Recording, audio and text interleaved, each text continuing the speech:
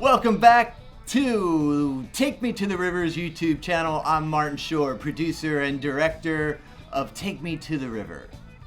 Come to our station often.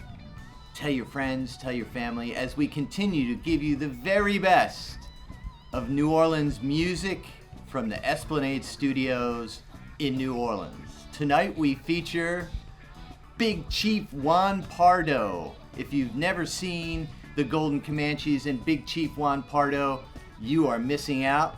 But I have a surprise for you. You're gonna see him right now, so stay tuned for some of the best Mardi Gras music you're gonna hear.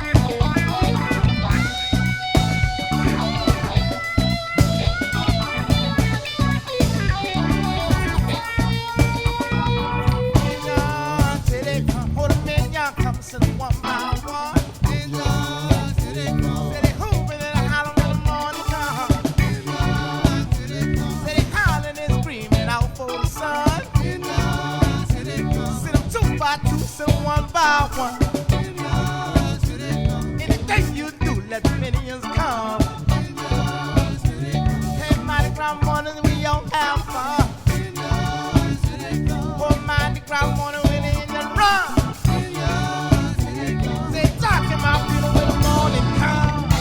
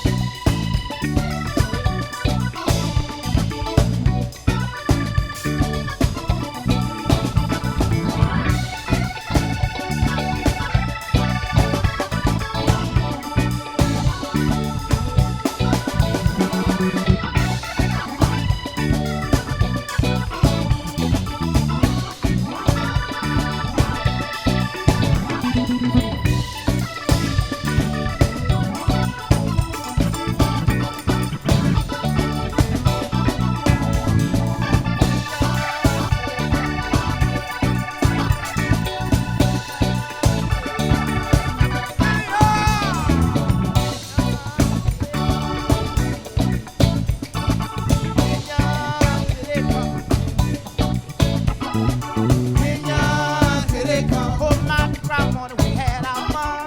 Indians, here they come. Rockin' in the roller till the morning come. Indians, here they come. Hey, I'm bamboo, hey, la, hey. Indians, here they come. Tell the Mardi Gras morning, I'm on my way. Indians, here they come. I told my mama, my baby boy. Indians, here they come. Hey, Mardi Gras morning, I can real my car. Indians, here they come. Oh, Mardi Gras morning, make 'em jump for joy. Indians, here they come.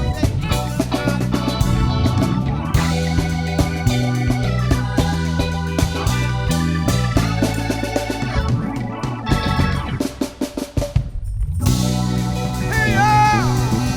Big Chief Juan Pardo, the next well time they go.